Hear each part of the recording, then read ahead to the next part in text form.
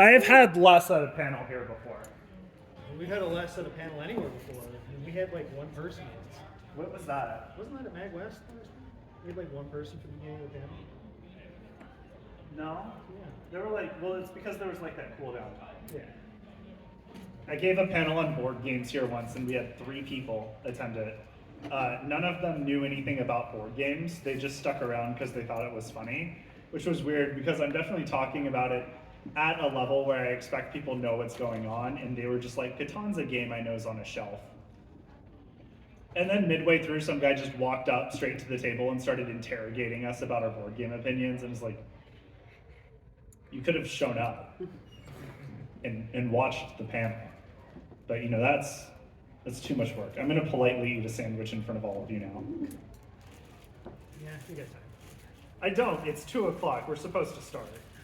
They don't know that. They don't know. I just told them, they know now. Well, hopefully none of you like Sonic, because this is not the panel for you if you like Sonic. You hate Sonic, well, I got good news for you.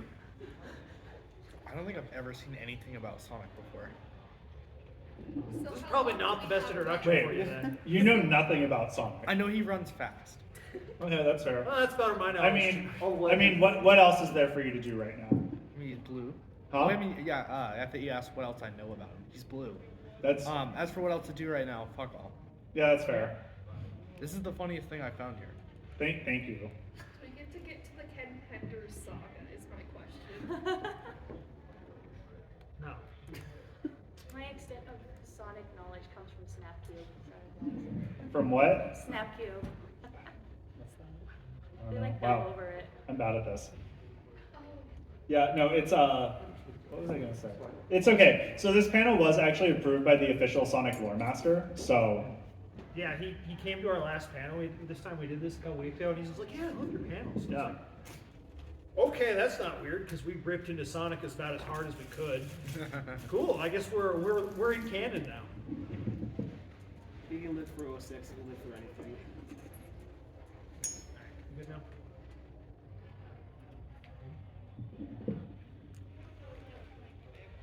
I'm good enough. Okay. Actually, no.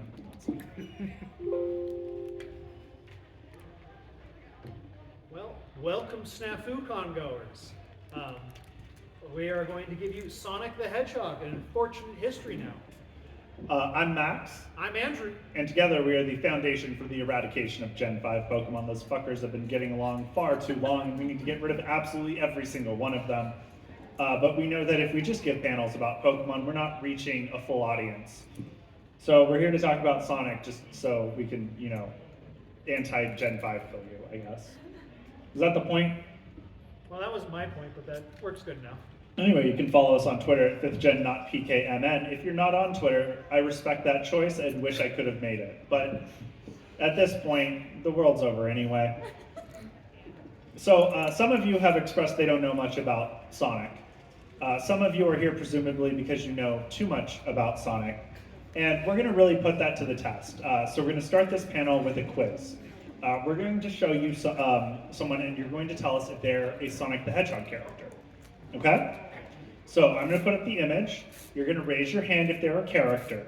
Please only raise a hand. Do not raise both hands, do not raise your feet, just don't be a smartass about it, okay?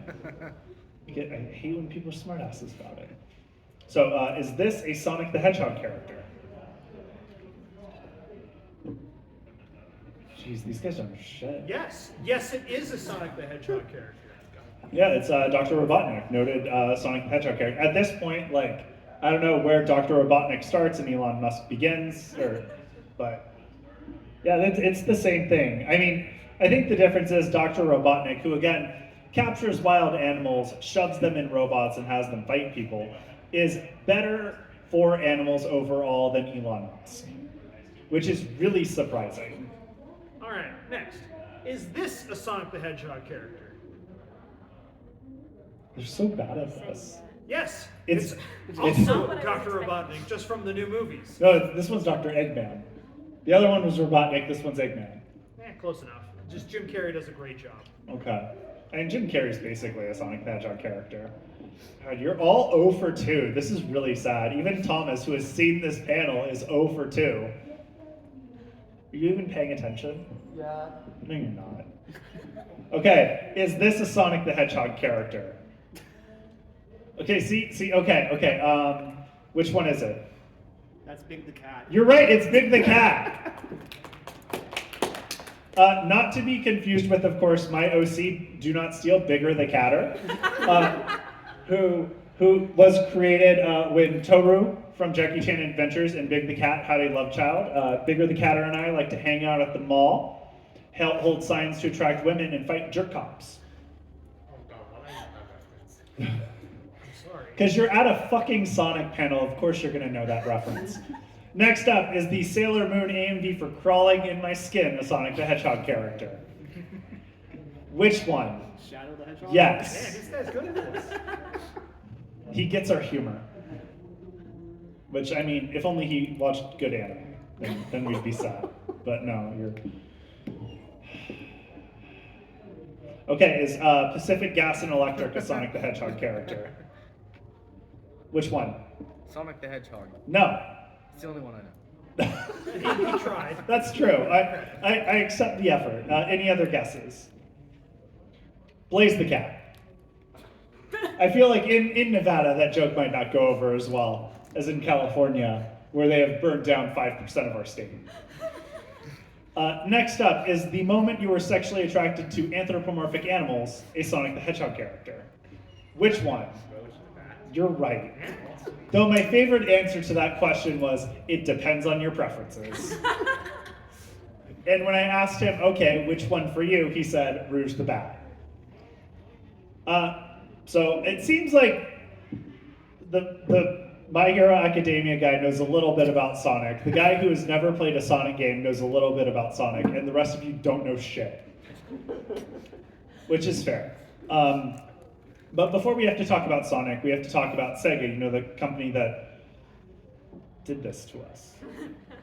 So Sega started as a company that sold gambling machines to sailors at naval bases.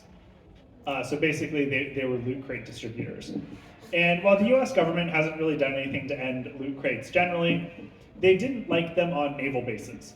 So Sega had to stop selling loot crates to sailors. But they liked sailors, they liked video game cabinets, so they decided, what if we just, kept doing that? And with that, Periscope was born. Periscope is a relatively large arcade cabinet where you put your eyes into the thing like it's the Virtual Boy and try to sync other subs. It was huge and it was expensive to play. To play a game of Periscope would cost you 25 cents. I know what you're saying. 25 cents sounds like standard arcade cabinet cost. But back then it wasn't. A lot of cabinets were like nickels and dimes. And the moment they realized that people would spend 25 cents to pretend to be a submarine captain, everyone jumped onto the new standard. So I feel like this is the first example of like $70 AAA titles, and everyone got on board real quick. So Sega, they like video games, so they decided they're going to commit to the bit and do what every arcade cabinet publisher did in the early 80s, which was create their own video game console, because that was just the thing you did. The Sega SG-1000 released to a response. Not a lot of people bought it, but Sega was undeterred as they did the first instance of OC Do Not Steal and just recolored the console to re-release it everywhere. With just so many different copies of the Sega Master System. Heck, they even made a Master System girl. Girls too can play video games now. I can't believe that is real. I mean, my real problem with this is like, at this point I don't remember because I Googled image this a long time ago, but like, is that the controller or the console or both? Because if it's both, then girls can't play multiplayer games, they just have to sit quietly in their room. To my knowledge, I think it's both. Okay, yeah, that's what I was thinking, because that was a really common thing to do in the 80s for some reason.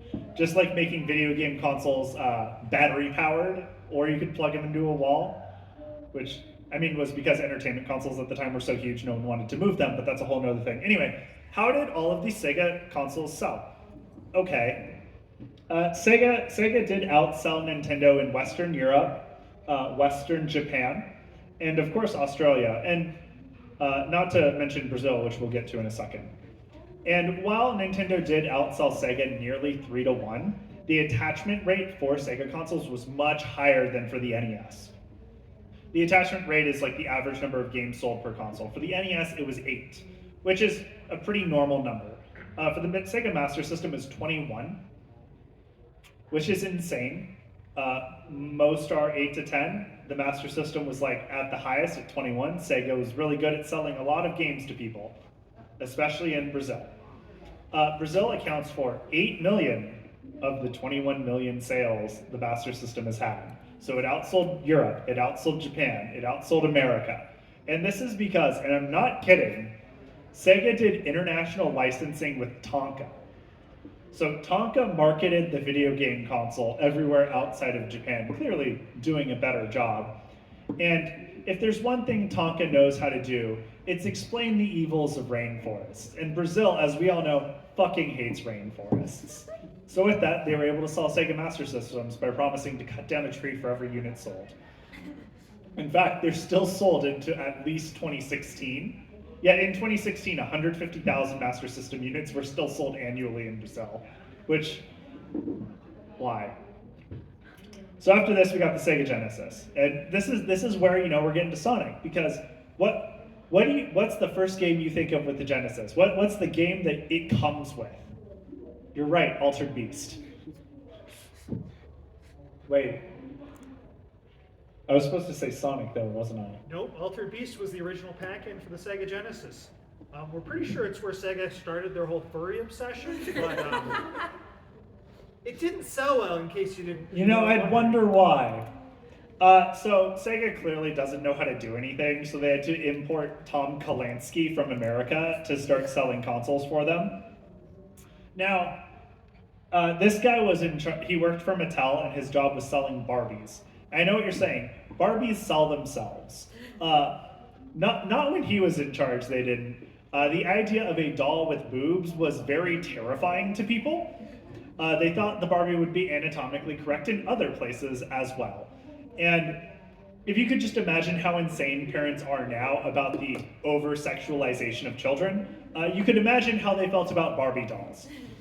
But he got through that. And with him at the helm, he went, okay, Sega, you're going to sell the Genesis at $150, and you're going to include the only good game you have, Sonic the Hedgehog. And how did that do, Andrew? Did fantastic. Okay. Turned around the sales numbers, but where did they come up with the idea for Sonic the Hedgehog?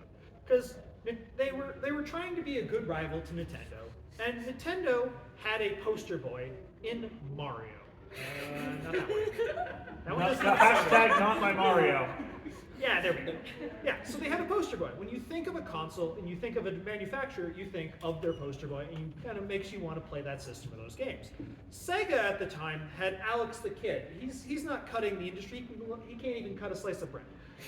So they had to come up with something new, and they decided to go for the opposites approach. So Mario is slow, so our character has to be really fast. Mario, you play with 2 buttons, so Sonic's only going to use 1 button, because we all know nobody uses more than 1 button. That's why the paint rubbed off only your W key. So Mario's red, so our character has to be blue. Mario, very wholesome, so Sonic has to be edgy as shit. Mario fights animals, so Sonic's going to have to hurt them in a much more roundabout way. Mario had a horrible movie, so Sega was determined to outdo them until the internet could fix that. Mario is timeless. Sonic was dated the moment they came up with his idea. His original character design was just Mickey Mouse with Felix the Cat's head. Like, that was the basic design. I don't even know why they added it. It really didn't change much. No, it's the same photo. But, and then they had other wonderful ideas, like calling him Mr. Needlemouse and giving him a human girlfriend, because we all know that's the best part of Sonic. That's what unlike all of you, Sonic fucks. But what was interesting about the game design was it actually broke barriers for the time. It wasn't just a classic platformer. It started something new. Because platformers traditionally were precision jumping and problem solving. But Sonic, you were moving fast, so you didn't have time to kind of see the jumps ahead of time. So it was a lot more through fast is good and getting good at it through repetition. So the first time through, you're not going to make the jumps. You're going to take the lower paths, which are often slower and harder, and you die more. But when you die, you get to reset and try to make those higher jumps. The higher paths are usually faster and easier. So by going faster, it actually makes it easier. So it was honestly something new that hadn't really been done before. And it gave you a good sense of speed that was only really possible in like racing games at the time. But it was new. But the plot wasn't really original. It was very standard of bad guy takes little animals, shoves them into giant robots. Oh, and magic stones are needed to save the day. So nothing really new. So Sonic 2, more of the same. They didn't really expand on anything. It just added a second playable character, Ninetales, and added a spin dash so you could attack things without stopping. Pretty much everything else was the same. It sold good, but second to the first game.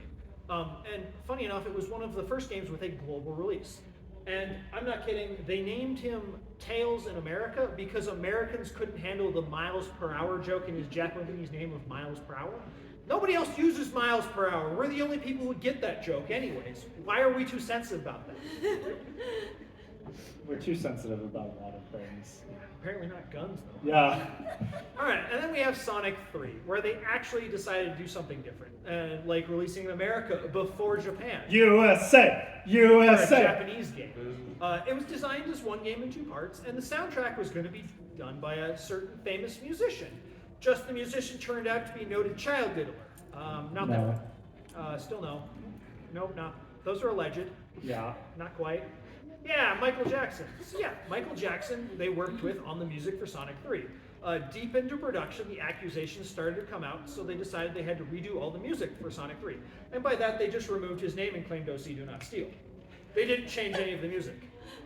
But Sonic 3 was actually where they tried to expand more on the formula than just the standard 2D platform you know. It started out as a 3D game, but got cut because of budgetary constraints, which became Sonic 3D Blast, which was not a blast. And then, so they Sonic stuck 3D blast my brains out. So they were sticking to 2D. And then halfway through development, they cut it again because they were running out of time. The first half became Sonic 3, and the next half became and Knuckles.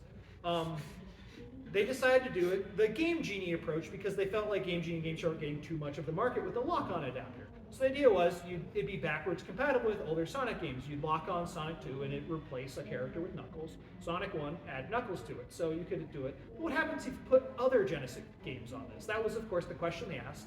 And their solution was, well, we're just going to add Knuckles into things. Toe Jam and Earl? No, we got Toe Jam and Knuckles. Earthworm Chip? Earthworm Knuckles. And they even did it for the VR chat. That's my favorite meme. I mean, it didn't stop there. They decided to put him into other games, try to sell it to other audiences with. With the Sega Pico, we got Tales in the Music Maker, because they wanted to make a game targeted to the actual Sonic the Hedgehog audience. But so it's the 90s. You have a wildly successful character. What are you gonna do with it to make more money, Max? Okay. In the 90s. Yes. To sell a video game character to children. Yep. Cigarette ad deal. Close. Cartoon. Damn! So they decided Saturday morning cartoon shows were the best way to capitalize on Sonic the Hedgehog and make even more money. But holy shit, we think this was the first result of CIA testing with LSD.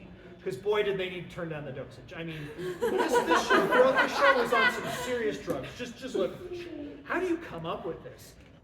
Because you have the wild, nonsensical backgrounds, just plots that make no sense, like Sonic falling in love with a robot, Eggman joining the German Air Corps just in time for World War I, or Sonic getting really into Yu-Gi-Oh! I don't even know what's going on with these.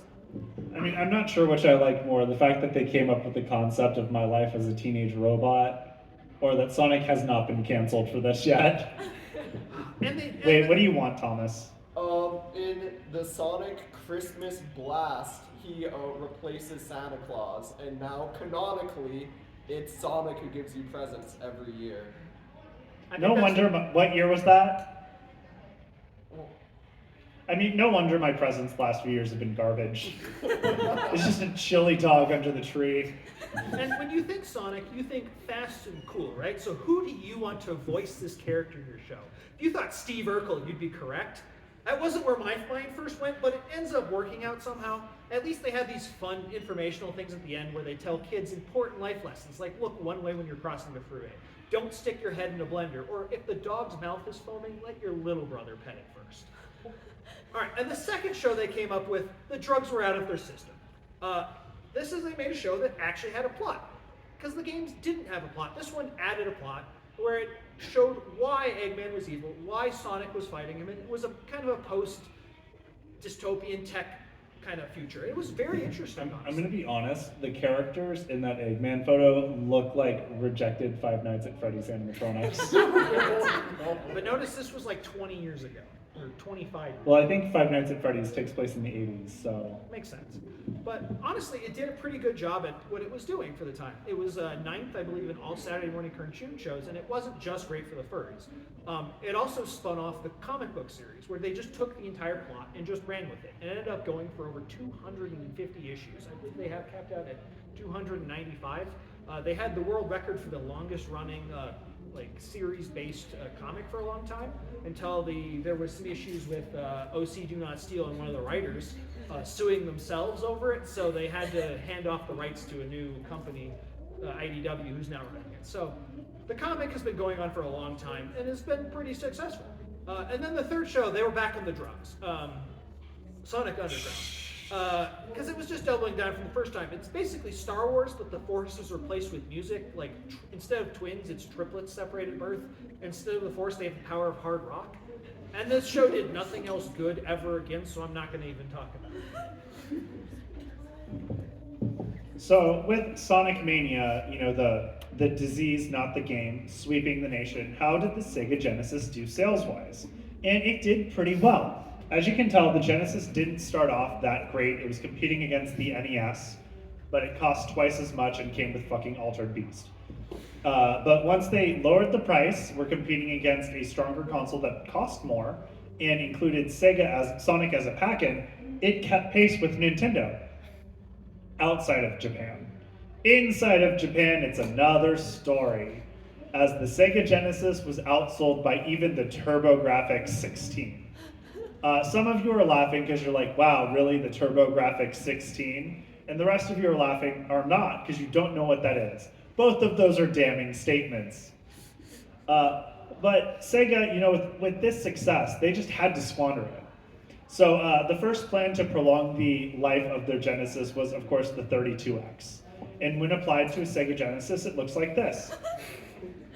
So the idea for the 32X was Sega wasn't sure how long out the Saturn was going to be. So they wanted to make a stopgap 32-bit console to release in between the Genesis and the Saturn. But eventually, by the time they had that rolling, they realized the console would only be out for a year or two and then obsolete. And even Sega knows that's a bad business decision.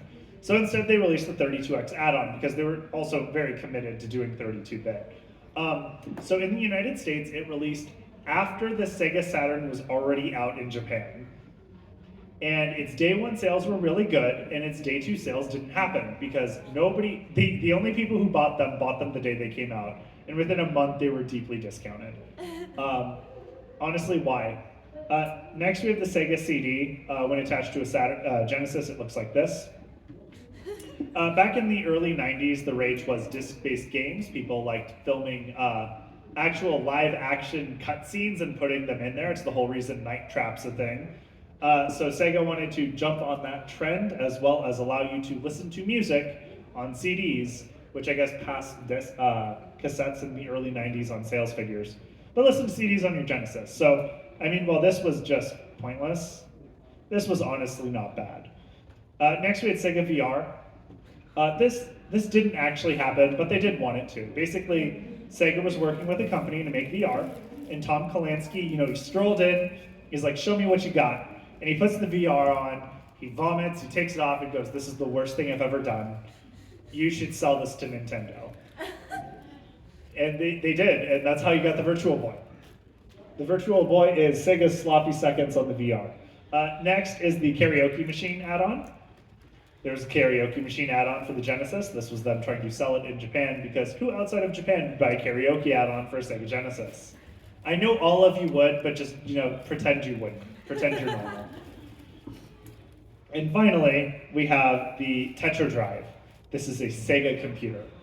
This thing is a fully functioning computer that is also a fully functioning Sega Genesis.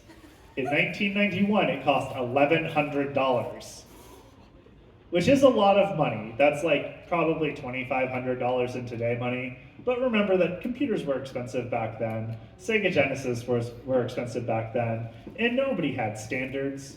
If you want to buy one now, it's going to cost you at least 10 grand because, who still has one of these things? And when you put all of this together, this is what you kind of get. Basically, it reminds me of one of those Sears catalog homes that you could buy and just buy new rooms for it. I don't know why everyone always laughs at this comparison. It seems really niche. But anyway, we know how that went for Sears. And why would... There's just so many things. It's just so ridiculous. It looks like this. Power of Genesis. Yeah, this is the power of the Genesis, baby. And that brings us to the Sega Saturn. Pour one out. Oh my god. So, as bad as the Sega Saturn is, there were so many chances for it to be good. Tom Kalinske met with Project Reality, the people who made the N64, and had them to make the Saturn. But Sega of Japan just didn't like the idea of it being designed out of country. So Tom Kalinske, as is tradition, gave them Nintendo's number. And then we got that N64. Next, Sega made a contract with PlayStation. This is after Sony was kind of determined to enter the video game market because Nintendo left them at the altar. So Sega and Sony were going to make a console together, and the idea was that they would get their money off of licensing fees. And Sega thought that they would be better at licensing games than Sony, which, pause for laughter. Thank you, appreciated. And then Sega realized the deal was terrible and bailed on it. So Sega has created a powerful Nintendo console and encouraged a company to enter the market out of spite. So with these two enemies, what do they have to deal with? They have this controller. This is what Sega's packing. Oh my god. That's a Walkman, right? I can play CDs on that, right? No. It's like a waffle iron. Now I know we all give the Nintendo 64 a lot of shit for its controller, but at least it's not that. The whole idea of the Sega Saturn, Sega knew that Sony was releasing a console soon. They knew it was powerful because when they saw the tech specs, they literally shit their pants. Sega then decided to duct tape two discrete CPUs together to make their own console, the Saturn, which is why it was a nightmare to program for and almost impossible to port games over for. So their whole strategy was, we need to get the largest market share possible as quickly as possible before Sega releases the PS1. So they did a surprise launch of the Sega Saturn. If you showed up to E3, the guy went up and went, hey, by the way, if you go down to the store, there's a Sega Saturn you can buy. The issues with the surprise launch are, one, they didn't have enough product, so they had to just not let certain dealers have Sega Saturns, like KB Toys didn't have any, so KB Toys never packed Sega products again. Two, there's only the launch games that Sega designed. The developers did not know this was happening, so the console got released with 3 whole games and nothing on the horizon for 6 months. Why the fuck are you doing this? Jesus Christ. But, it could have been worse. It could have not had a Sonic game. Yeah, because in case you didn't know, it didn't have a Sonic game. There were rumors of a Sonic Extreme. I like to believe them, and I think I had a fever dream where I got to play it, and it was great, but it didn't actually come out. It wasn't a real thing, so they never had a Sonic game for this console, so this console really couldn't have done well. I don't even know if it's a Sega console at that point. Anyway, they abandoned real quick and made the Dreamcast. And for all of the problems Sega had, the fact that the Dreamcast was their last console, it could have been worse. Sega of Japan was told you're not allowed to fuck this thing up. Their plan was to also make it a fully functioning Sega Saturn. They wanted it to do both. That would make it $400. The Dreamcast launched at $200. It was more powerful than an N64, but less powerful than a PS2. Ran discs, had weird memory cards, could play internet. Fine console overall. The problem was, in a year, the PS2 was going to come out, and that thing could play DVDs. So, like, why would you buy this? No one had faith in Sega. But that didn't stop them from putting Sonic on their new console. And they had 3Ds, so they had to do something new. So they decided with their new game generation they wanted to make everything fresh with new edgy designs. And man, did that turn out great. I'm honestly, that Sonic looks like he's going to eat me. I'm genuinely scared. And then I'm glad you're between. But they also decided that they needed new inventive game experiences. So they decided on fishing. Because when you want a game about Sonic and running fast, you want a game about slow-paced fishing where you're sitting there fishing for like a quarter of the campaign. I need to note, there was Sega Bass Fishing for the Dreamcast. You did not need this. No, I heard they only did this because some developer managed to flush out a like fully functioning fishing rod and engine. They're like, no, we don't want to waste that. Let's use it. You know, honestly, that's an argument for more crunch time. And then, of course, so what other experiences can we get? Running fast? No. We're going to put a third-person shooter section. Because this is what our fans want. They don't want Sonic. They don't want running. They want other characters. So that was Sonic Adventure for the Dreamcast. Next, we had Sonic Adventure 2, or as all of you are familiar with it, Sonic Adventure 2 Battle, because the Dreamcast release is fake. We all know that. And this game does have a pretty high Metacritic score, 89. No, it's not. I think we can all be honest at this point that the good parts about Sonic Adventure 2 Battle are City Escape and raising your chows so you can have them fight your friends' chows. What's the point of the game otherwise? Who here has willingly played the Knuckles levels outside of having to get chow stuff? Exactly. It's not a great game. And they continued their 3D foray with Sonic Heroes. Sega decided they had to slam OCs into everything. They just put every character they could come up with. The rumored 15 was just going to be your dad and his 2 coworkers. So basically, at this point, anyone was more likely than not to be in one of these Sonic games. And it didn't really stick to the same formula.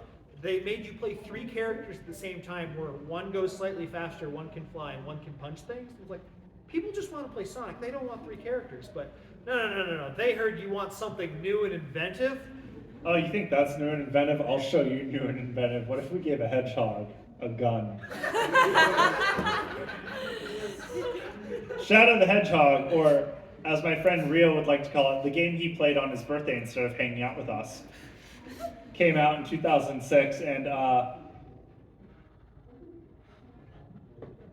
so the other Sonic game that came out in 06, we don't really want to talk about it, but we kind of have to. Can we go back to Shadow the Hedgehog? Yeah. So Shadow the Hedgehog introduced the whole concept of morality, in that you could either, be a good guy, be a bad guy, or be a guy. Which I think we can all agree, the moderate option is still the wrong one. The only question there was, who do you shoot, not if you should shoot her. Yeah, I guess. All right, but No. Let's go back to Shadow the Hedgehog again. we're not going back. Please. Oh no! This is what happens when you put Sonic 06 on a slide. Yeah. It blue screens my computer. Yeah, so if you didn't know, Sonic 06 was buggy as hell. If this was Sonic 06, you'd be clipping into the floor right now, because there was no collision on most objects. Getting through the game was honestly like an accomplishment, not because it was hard, just because like one of the boss fights, if you got too close to him, he'd just insta-lock you and you die the entire fight. And it wouldn't insta-kill you, it would take like 40 seconds to kill you. And if the rings bounce correctly, you could just get soft locked and bouncing you against the wall forever. This game was not good. Wait, dying forever? Yeah. It sounds so nice. And then somehow their next game was better because the bar was that low.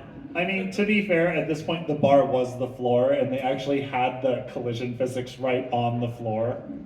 But just looking at the title of this game, or just the premise, like a werehog, the word werewolf means human turning to wolf. werewolf. There's the wolf in there. So werehog means human turning into a hedgehog.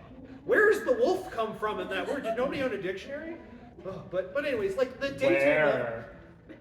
daytime levels in this game were actually fantastic. Like, you got Sonic, you were running fast. This is what the core concept of Sonic was about, going fast.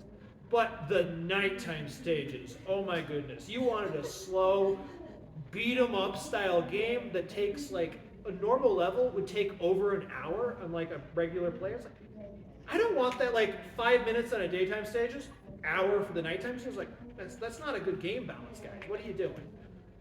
And then they just decided to go for the grab bag approach moving forward. Yeah, they're just like, hey, what are kids into these days? I know, Monty Python. Let's make Sonic and the Black Knight. And like, I mean, yeah, the kids are into Monty Python, but not like this, not like this. So at this point, the credibility of the franchise had really been going through to the toilet. But at this point, they decided, hey, what if we put the fans in charge? And generally, I would say that's the worst idea anyone could ever have. But we've seen what Sonic Team has done. It can't get worse. And I mean, if you've seen the fandom, you know it can get worse. But they managed to get lucky. they found like the one cool guy, and he made Sonic Mania. So, Sonic Mania came out, and honestly, it was a callback to the old classic Sonics. It was just basically old-style Sonic with modern graphics, modern controls, and it didn't really break any formats, but it was what people wanted because it was what Sega had not been giving them for years. But then Sega decided that they needed some more money, so they came out with Sonic Forces. Which, I'll be honest, this is what I actually thought the fans would have developed. Yeah, because they put a furry generator. Yeah. Because they're just like, we need to sell some copies. Furry generator. Our fans are weird. Let's go. But they didn't stop just at games for modern things. They went into the movies too. And if you saw these movies, they weren't actually that bad simply because of Jim Carrey. Sonic had nothing to do with good parts of these movies. I mean, you saw that original design. Sonic Team cannot make a good Sonic movie. They can make a good Eggman movie. I mean, I would contest your argument that they're not bad. So the first Sonic is just a road trip movie. You could have swapped Sonic out with Pee Wee Herman, and it would have been the same thing. And Sonic 2 just exists. My real problem is that they made me want to fuck Knuckles the Echidna by having him be voiced by Idris Elba. You can't do that. That's just not valid. Like, come on. I don't. He's child coded. This is wrong. Don't do this to me. All right, and then one of the newest games they put out was, of course, Sonic Frontiers. It only took them 5 years to copy Breath of the Wild. Genshin Impact did it in 3. But really, playing through it, it just feels like a cheap kind of copy. Collectibles, puzzles spread out everywhere, a weird leveling system for no goddamn reason that was based on the collectibles. It's like, why? And then they just copied the piano riffs. And the final boss fight is a QuickTime event with 3 buttons. We all know Sonic only uses 1 button. That was in his character design. But as highs and lows as this game franchise has had, the way they haven't done one thing right, and that is, of course, the music. Because damn do they do that right every time. From way back in Sonic CD with Sonic Boom, the anime intro, that's still rocking in my head today, to City Escape being one of the best songs I've ever heard. They just keep getting it every time. So, we can't talk about Sonic music, obviously, without talking about Crush 40, who I believe have been doing music for Sonic the Hedgehog since before there were Sonic games. But they weren't actually the musical inspiration for Sonic the Hedgehog. That was Bill Clinton and his 1991 saxophone solo on Arsenio Hall. Because, so you're going what the fuck, but Bill Clinton was a clear, they wanted to model Sonic after Bill Clinton. This is the least grab bag joke I've ever made.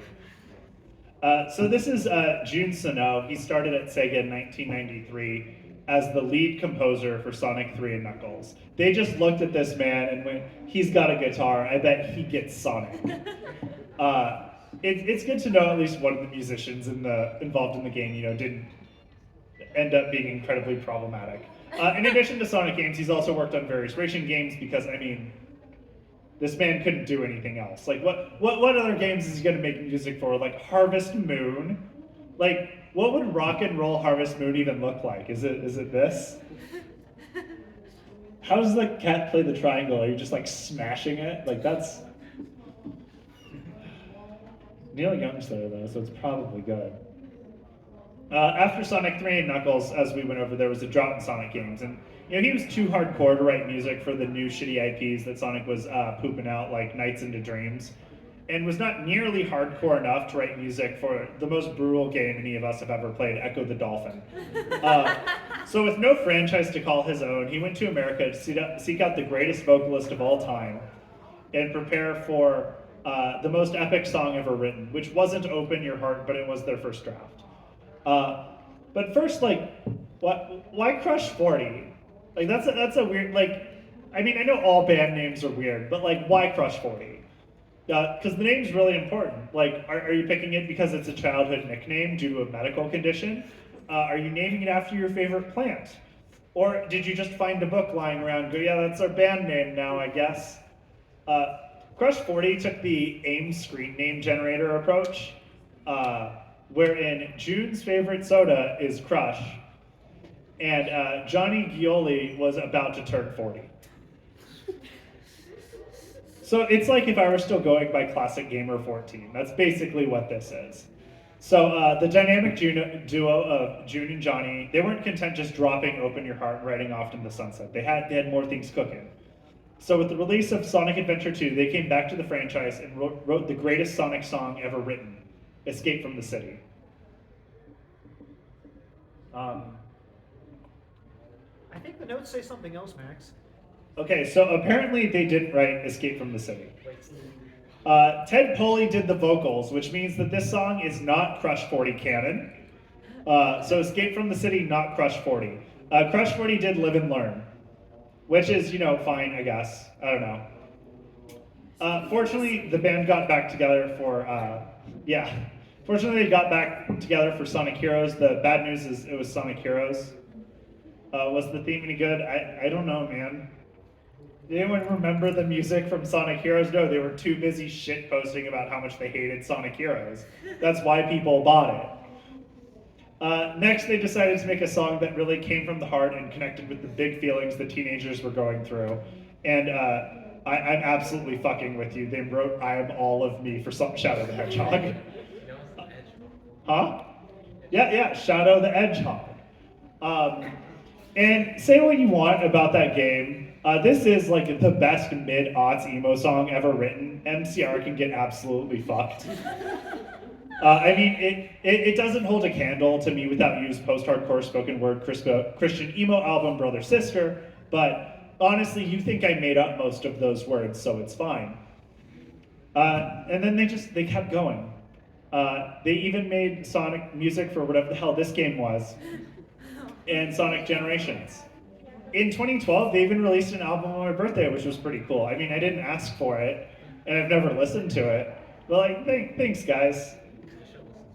Huh? I should listen to Crush 40 live. Yeah. See, I almost did that while working on this panel, but then I found other music I had to listen to that we'll get to soon. So with Sonic Generations, they followed up with the next Sonic game that they did the soundtrack for, which was, of course, Sonic Team Racing in 2019. But that's an 8-year gap. What, were there 8? I thought we just went over that there were Sonic games between 2011 and 2019. There were. They just didn't do the music for them. Wait, did they bring back the bad people? No, they decided to do more of a musician of the week kind No, of. no, but they had Crush 40. Why would you get rid of Crush 40? Bring back Crush 40. They did eventually. I want my Crush 40. In the meantime, I don't know what to do with this bit anymore. Continue the panel. Thank you, Max. I want my Crush 40. I mean, they have some sodas outside, I'm sure. Yeah, they probably do. So they decided to go for a musician of the week approach, where they decided to give a new band kind of a chance every time. So the first one they did was Bowling for Soup, who was famous for their cover of "I Ran So Far Away," that was used for the hit anime series Saint Seiya Knights of the Zodiac. So Sonic has a nice anime connection. And then for Sonic Forces, they decided to try a different new band. Leave it to the worst game in the Sonic franchise to team up with the genre of music with the absolute worst fans, nu metal. Okay, so Limp Bizkit didn't do the music for Sonic Forces, but it's not like Hoobastank is any better.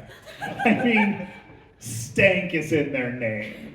And let's be honest, anyone who unironically enjoyed this trash fire of a genre in the 2000s graduated to the only fandom worse than nu metal or Sonic the Hedgehog, the Republican Party. They even wear the same red hats and show up in their personas, so you know how it goes. But Sonic Tears of the Ripoff came out in 2011, and did it have Crush 40? No. No, it didn't. But it had what is possibly the greatest genre of music of all time, post-hardcore. One OK Rock, the band I listened to instead of listening to Crush 40 live, and didn't hear about until I started working on this panel. Fucking rocks, man, they're great. 'Cause my only complaint is post-hardcore is like, what if punk musicians knew how to actually make music? Which doesn't really make sense as a genre for a game about world exploration, which should be a little more like magical and adventure-y. So like, good band, but what the fuck? Anyways, we're briefly going to talk about the fandom. As in, we aren't, because it's very problematic. I don't want to hit children, and that's what talking about the fandom Yeah, the fandom's is. basically child abuse, and we like not being canceled. Yeah. So, but if we wanted to end Sonic, could we? That's a question that we were posed, because as you've seen, the fandom can be a problem. But what happens if we go ahead and blow up Sonic? What happens to that fandom? Well, they obviously go into every other fandom and cause problems there. So Sonic's like a quarantine zone where it's just okay to be bad, and we just kind of let them exist because they're keeping everything else safe. And don't you worry, they're always going to keep making more Sonic. We can't get out of it at this point. It's just printing money. It's part of the contract. Yeah. I just hope they get Jim This was Carrey not back. part of the social contract I signed. Because if they don't get Jim Carrey back, I don't think there's a reason to go see this movie. What if he voices Mecha Sonic? That'd be so dumb. Anyways, we appreciate you all coming to our panel. We had fun yelling at you for this. Wow, we didn't even update this. It says YumiCon. Whoops. Ignore that. But thank you for coming to our panel. We had fun. At least I had fun. Max, did you have fun? No. All right, we'll buy him a soda later. He'll be fine. So we have two more panels here today. We are giving at 4 o'clock, 5th Gen Isn't Pokemon, and at 5 o'clock we are doing Make Anime Great Again. Woo! This is my hour break, and I'm so excited to finish the sandwich I started eating during the intermission scene from our Pokemon Live musical panel. It's going to be exciting. That thing's just been staring at me for a while, and I didn't think a sandwich I bought at Walmart would be good, but it turns out it is. Anyway, does anyone have any questions about Sonic the Hedgehog or any of the other panels that we've done that I think just like you have been to? Or if you just want to yell at us. Yeah, or you, because Guy in Hat, I think you saw the Sonic game slide, right? You were laughing at it. You caught it. I don't know if everyone else caught it. I'm gonna hit back so many goddamn times. I can do this. This is a test. There are 114 slides in this. Oh my god. And this is not the most slides we have in a panel. I need to be very clear. What's your max like? I think we have 142 on one. Well, we did a 2-hour version of a panel. Yeah, the 2-hour version is probably like close to 200. We're not going to talk about that one. Here we go. Did everybody catch the developer for these games? There was a long while where this panel was themed entirely around the Cold War. And this and the nuclear bomb jokes are all that are left. What? Yeah, we made Sonic communism and Nintendo was going to be capitalism. Yeah, someone thought I was. Blue, red. Yeah, someone thought I was being a right-wing zealot on it, which I mean, I think it's very clear I'm not at this point. But that's how it goes. It's fine. Last time I gave panels here, I got a death threat, so we're gonna see how that goes. So SNAFUCon, do better than. Fuck, last year was I here now? 2017? Please don't try to kill me again. I get so many death, like I'm 50-50 on death threats in Reno, genuinely. So we're gonna see if I break that. We're giving you the genuine Reno experience. This is the Reno breeding. Well, yeah, I mean, the other one was because I heckled a Trump rally, so of course I'm gonna get death threats there. Like, That's par for the course. Anyway, thank you all for coming. I will see an amount of you in an hour, and the rest of you never again in my life. Is the break now or? Yeah, the break is now. We're free. Well, unless you have questions, then we're not free yet. You can't ask questions. I won't hold it against you. But if you enjoyed our humor, please come back. We like having an audience. It's better than talking to an empty room. Yeah, the first half of our first panel was just two guys in the front. But they were into it. Wasn't he one of them? No. No, I came in like at the last 15 minutes of the Ash. Yeah. I would have came in the beginning. I knew how good it was gonna be. I just didn't know. Alright, That's well, okay. I mean, to be fair, it seems like it's gonna. It could be weird. We'll see you guys later. I also, for the record, know almost nothing about Pokemon. Well, now you know more. So Now I you do. come to a Pokemon panel that you knew nothing about, and a Sonic panel that you knew nothing about. And I love both. Okay. Well, do you know anything about anime?